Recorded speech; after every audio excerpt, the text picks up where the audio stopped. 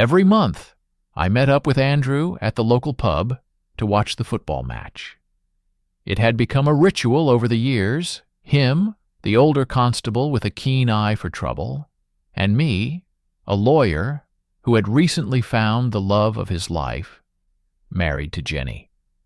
Tonight, we were cheering for the Brisbane Broncos against the Melbourne Storm, pints in hand and eyes glued to the screen. The pub was bustling, the air thick with excitement and the smell of fried food. Andrew and I laughed, joked, and debated every play as though our team's fate rested entirely on our opinions. But just as the game reached a critical moment, Andrew's phone buzzed. He answered quickly, his brow furrowing. "I've got to go," he muttered, his voice tense. "Be careful tonight. There's a player. He's been watching you. Don't let your guard down. If anything happens, Joe at the bar can help you out." Before I could respond, he was gone, leaving me alone at our table. I shrugged, trying to ignore the unease settling in my chest. Moments later, a man slid into the seat across from me. He looked like a typical sports enthusiast, muscular, confident. But there was something in his eyes that immediately made me wary. "You?" he said casually, leaning back. "I've been sleeping with your wife." I blinked, unsure if I'd heard correctly. The roar of the crowd and the clinking of glasses faded as my mind struggled to process his words. I tried to focus on the match, tuning out the intruder. But he continued, smirking, making it impossible to ignore. As I watched the Broncos score, memories of Jenny flooded back. Our childhood friendship, the awkward first kiss, the excitement of our wedding day, and all the years we'd shared. Despite the tension in the pub, I found myself smiling at the recollection. She was my life, my anchor. Could anyone truly interfere with that? I turned to the man, my voice calm but firm. "How do you even know she's my wife?" I asked, trying to maintain control. He shrugged. "Saw you two together last Friday. Makes sense, right?" My smile faded. "You're a self-absorbed junkie, and that's being polite." I let the words hang in the air, refusing to give him the satisfaction of a reaction. The man tried to provoke me further, insulting me, trying to elicit anger. But I finished my beer, placing it on the table with deliberate slowness, signaling that I wasn't interested in a confrontation. My focus returned to the game, the cheers, the adrenaline. It was mine to command, not his. Then he changed tactics. He introduced himself, Cody, and started asking questions, testing boundaries. "Your wife loves me too," he said, a hint of mockery in his tone. "She's interested in more than you think." I leaned forward, eyes narrowing. "Jenny loves only me. She will never be with someone like you. And if you keep this up, you'll get more than a warning." Cody seemed confused, perhaps expecting fear. But I could see the cowardice beneath his bravado. I knew his habits, his financial troubles, even the 3 women he had been seeing behind his fiancée's back. Knowledge, I realized, could be more threatening than anger. "I'm a criminal lawyer," I continued, my voice steady. "If you don't back off, there are legal consequences waiting. Don't test me." Cody's smirk faltered. I had said enough. I drained the last of my beer and stood, signaling the end of the conversation. The Broncos had won, and the intruder's threats had no place in my world. Later that evening, I returned home, the adrenaline still coursing through my veins. Jenny greeted me with her usual warmth, and I recounted the encounter with Cody. She frowned, a flicker of concern crossing her face, and quickly sent him a message expressing her disapproval. We talked about Andrew's divorce, plans for a weekend barbecue, and laughed at the quirks of her sister Katie. But in the quiet moments, Jenny mentioned something that made me pause. A small, almost imperceptible gesture of our child that reminded me of our bond. I promised to always protect that bond, to take responsibility for what truly mattered. As Jenny disappeared into the bedroom, I remained in the living room, a smile on my face. Despite the threats, despite the intrusions, I knew one thing for certain. My life, my family, and my love for Jenny were mine to protect, and no one else could take that away. The next few days were tense. Cody didn't make any direct contact at first, but I could feel his presence in the small, subtle ways. An unfamiliar car parked down the street, a shadow that lingered too long outside the pub. Jenny noticed my unease, and though she tried to reassure me, I could see the worry in her eyes. She had always trusted me to handle threats, but this one felt different. Personal, invasive, and unnervingly persistent. One evening, as the sun dipped behind the city skyline, I received a text from Cody. It was brazen. "Saw you looking at me today. Let's talk. Alone." The nerve of him. My first instinct was to ignore it, to treat it as the desperate act of someone who had already lost. But something about the phrasing made my blood run cold. He wanted a confrontation on his terms, and that wasn't something I could allow. I decided to prepare, not with fists or aggression, but with strategy. I contacted Joe, the bartender Andrew had mentioned. Joe knew Cody's patterns, his hangouts, his habits, even the friends he ran with.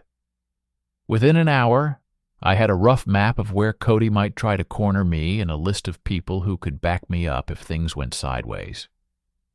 That night, I went out alone, pretending everything was normal. I dressed sharply, a blazer over a casual shirt, projecting confidence. The pub was dimly lit, filled with chatter and the clatter of glasses, but my eyes scanned every corner. And there he was, leaning casually at the bar, as if he belonged there. "Hello again," he said, voice dripping with false charm. "Didn't think you'd come." "I don't take threats lightly," I replied evenly, sliding onto the stool across from him. "And I don't negotiate with fools." Cody smirked, not expecting my calmness. He leaned closer, whispering, "Your wife, she likes a bit of adventure, doesn't she?"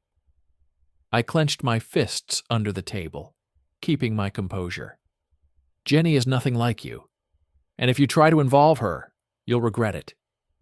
He laughed, a sound meant to provoke, but instead it reminded me of why I needed to stay in control. I subtly signaled to Joe, who had been watching from the end of the bar. Joe nodded.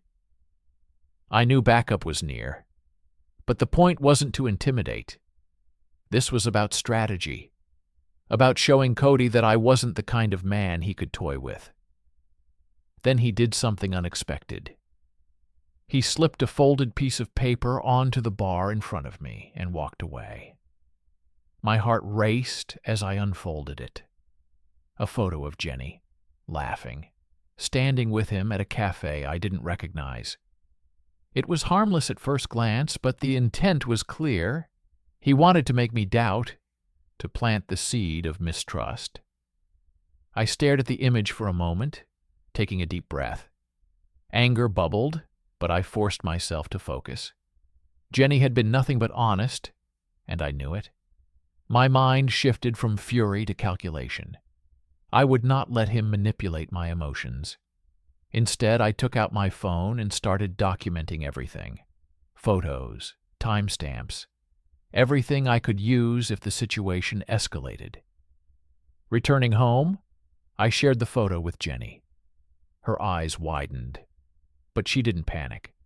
She trusted me, and that trust was a weapon stronger than fear.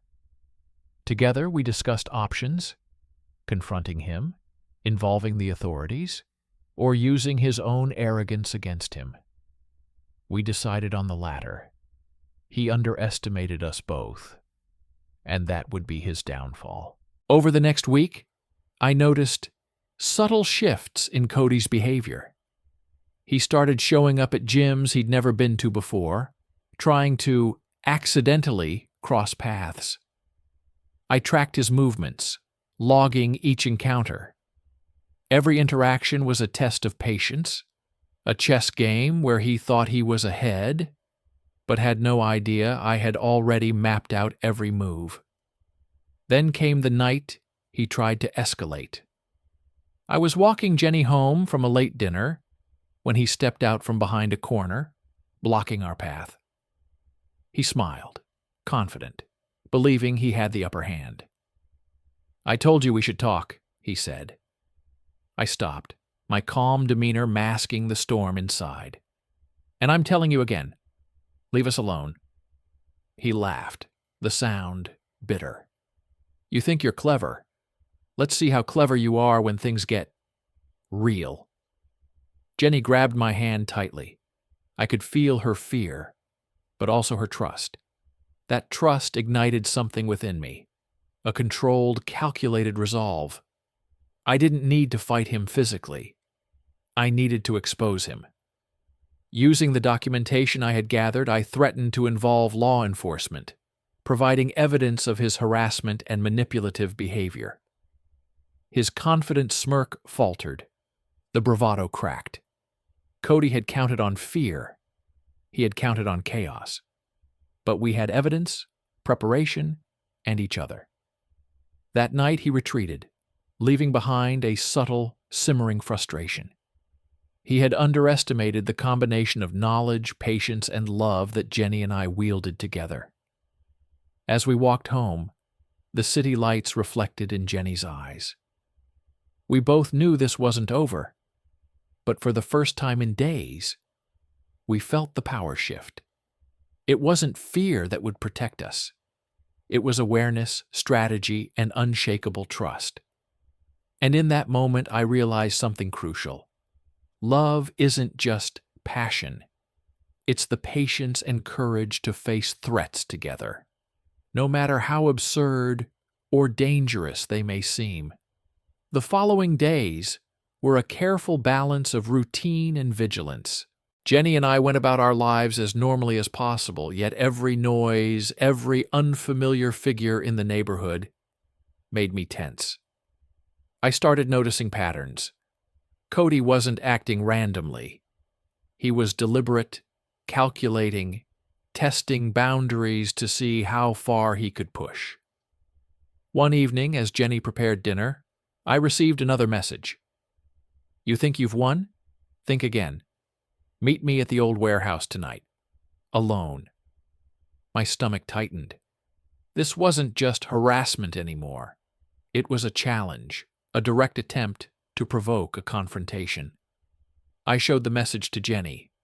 Her eyes widened, but she didn't panic. Instead, she handed me a set of keys to her car. "Be careful," she said, her voice steady but firm. I called Joe and arranged for him to discreetly follow me. He would be in the shadows, ready to intervene if things escalated, but invisible to Cody. The night was cold, the streets quiet, the city lights casting long shadows. As I approached the abandoned warehouse, every step felt heavy, each creak of gravel beneath my shoes echoing like a warning. Inside, the warehouse smelled of damp wood and rust. Dim lights flickered overhead, casting shadows that danced menacingly on the walls.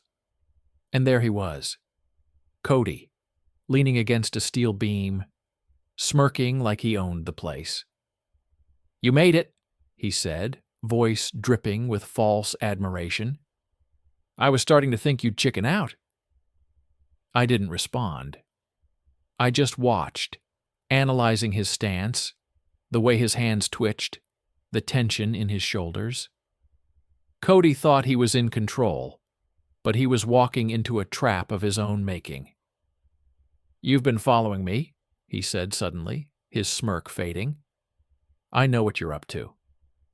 "I've been documenting everything," I replied calmly, my hand brushing my jacket, where my phone and recorder were hidden.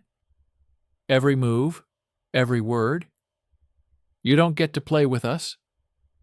Cody's eyes narrowed, and for a moment, I saw hesitation. That was all I needed. Slowly, I stepped closer, keeping my movements deliberate but non-threatening. My goal wasn't violence. It was to assert control and expose him. "You're bluffing," Cody sneered, though the edge of uncertainty in his voice betrayed him. "Try me," I said. "Joe is nearby. Every word you say, every action you take is recorded. You've been harassing my wife and threatening me. That's a criminal offense, Cody." He laughed again, but this time it was sharper, edged with frustration. "You think you're clever. You think your little plan protects you." "You've already lost," I replied, my voice steady, each word measured. "You underestimated Jenny and me. You thought fear would control us, but it doesn't. Trust and preparation do." Cody's composure finally broke. His smirk crumbled, replaced by anger and panic. He took a step forward, but the sound of approaching footsteps made him freeze. Joe emerged from the shadows, subtly but firmly, his presence enough to show Cody he wasn't alone. I could see Cody calculating again, realizing the odds had shifted. Every escape route I had noted, every subtle maneuver I had planned, now surrounded him. The warehouse that once seemed to empower him now felt like a cage. "You really think this is over?" he spat, backing toward the exit. "It is for now," I said. "If you try anything else, the police won't need me to explain. The evidence will speak for itself." He left, muttering threats under his breath, but I knew they were hollow. His arrogance had been broken, replaced with a cautious wariness. For the first time, I felt a small but significant victory, not just for me, but for Jenny as well. She had been dragged into this chaos, yet together we had reclaimed control. Returning home, I found Jenny waiting, her eyes searching mine. I handed her the recorder and showed her the notes I had taken. Relief washed over her face, mixed with pride. "You handled this," she said softly. "We handled this." That night, lying in bed, we both understood something crucial. Love isn't just passion or desire. It's the courage to face threats together, the patience to see through manipulation, and the intelligence to turn chaos into strategy. Cody had tried to break us apart, but instead he had shown us how strong our bond truly was. For the first time in days, sleep came easy. But in the back of my mind, I knew this wasn't the end. Cody's obsession might flare again, but now we were prepared. The next step would be ensuring our safety, and if necessary, exposing him completely to prevent him from threatening anyone else. And I was ready. The days following the warehouse encounter were tense but strategic. Jenny and I tightened our routines, monitored our surroundings, and coordinated discreetly with Joe. Every unusual call, every unexpected visitor was scrutinized. We had to assume Cody could strike again, but now we were ready. I began gathering all evidence, messages, recordings, witness statements, and surveillance footage from nearby cameras. It was meticulous work, but necessary. Cody's arrogance had blinded him. He hadn't realized that every threat and every encounter would now be documented. Then came the night when it all came to a head. Cody appeared outside our house, his behavior reckless and desperate. He banged on the door, shouting, trying to provoke a reaction. But Jenny and I stayed calm. I contacted the authorities immediately, providing them with the detailed documentation I had collected.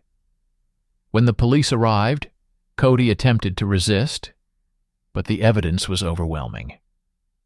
Officers cuffed him, and as he was led away, I felt a mixture of relief and vindication.